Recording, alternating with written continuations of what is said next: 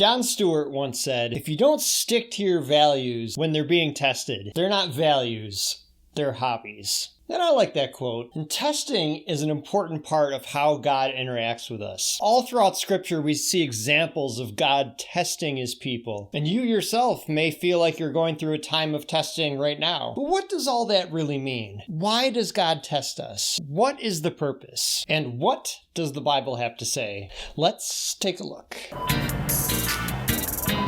Attention, bargain shoppers.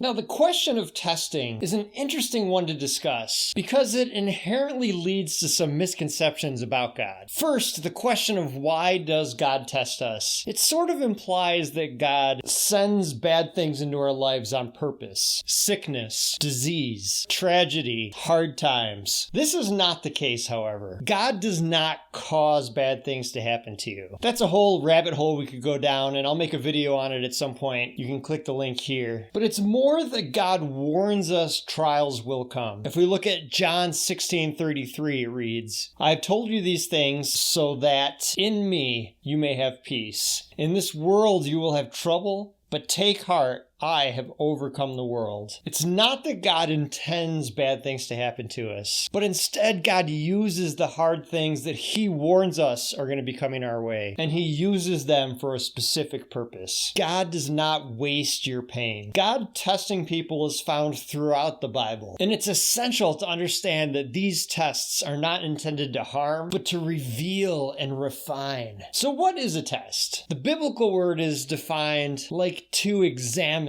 to prove, to scrutinize. This is different than temptation. If we look at James 1:13, it tells us, "When tempted, no one should say, 'God is tempting me,' for God cannot be tempted by evil, nor does he tempt anyone." Temptation is very self-centered. It's rooted in the world, in the devil, in the flesh. Temptation does not benefit us. It serves no purpose. If we fail, then we succumb to evil. This is different than a test. A test is a situation that God allows to happen in our lives with a specific intention. It is meant to be used to help you to grow in your faith, either by passing the test, revealing your character, giving you confidence in your faith, or in God's ability to help you overcome. Or you could fail the test, revealing areas of growth in your life, places you need to work on or mature in. Either way, it's a tool that God can use for spiritual growth. And the Bible speaks a lot about this process of faith. There's a metaphor that's often used of separating the wheat from the chaff, the usable from the unusable. Or another metaphor commonly used is the refining of metals like gold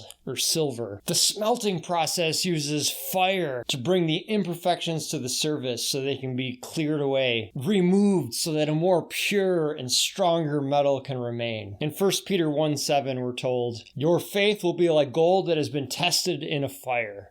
And these trials will prove that your faith is worth much more than gold that can be destroyed. They will show you that you will be given praise and honor and glory when Jesus Christ returns." It is also a misconception about testing that the purpose is so God can see where you're at in your faith. Like in school, when the teacher gives you a pop quiz just to make sure that you're paying attention. That's not why God tests us. He is all-knowing, omniscient. He sees all things past, present, and future. Testing isn't for God. Testing is for us. The testing is part of the process. Think about sports. Why is it that we compete? I mean, teams can train all day long. They can practice, they can run drills, but it's only when they compete, when they're tested, that they can see where they really stand. If they're in a good place, if their effort is paying off, or if they have some areas that they need to work on. Without the tension of the test, the work is meaningless. So we shouldn't view tests as a negative thing or be afraid of them. We should be excited about them, looking forward to them, happy to encounter the trials. If we look at James chapter 1, verses 1 and 2, we see, "Count it it all joy, my brothers, when you meet trials of various kinds, for you know that the testing of your faith produces steadfastness,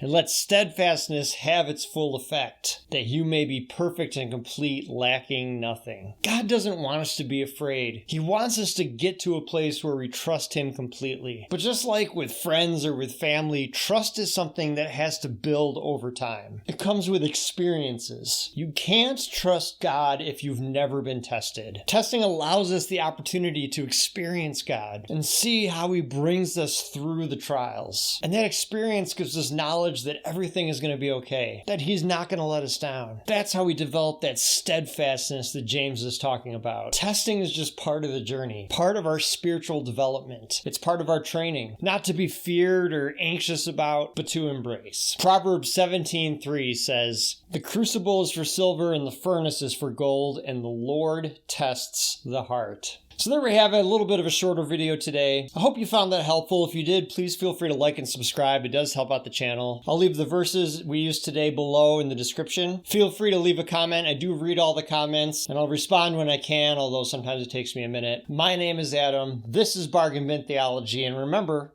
you get what you pay for.